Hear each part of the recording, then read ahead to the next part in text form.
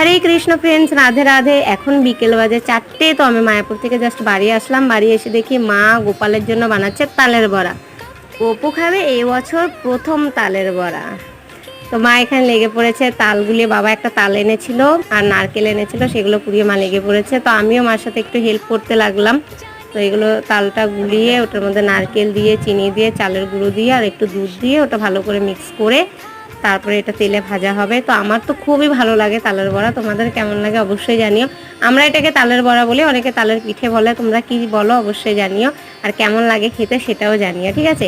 তো তালের বড়া মোটামুটি এখন ভাজা হয়ে গেছে। তো ভেজে এখন গপুকে দিয়ে দেবো ভোগ। গপু খেলেই তো আমরা খেতে পারবো, তাই না, প্রসাদটা। তো চলো গপুকে ভোগ লাগিয়ে দিই। এই দেখো ভোগ লাগানো হয়ে গেছে গপুকে। গপু খেয়ে নিয়েছে, আর গপু দেখো কত খুশি। আর দুটো বাটিতে আমি ভোগ তুলে নিয়েছি, একটা যাবে নয়নদের বাড়িতে আর একটা যাবে পাশের রাধা মাধব মন্দিরে। তো চলো তাহলে এগুলো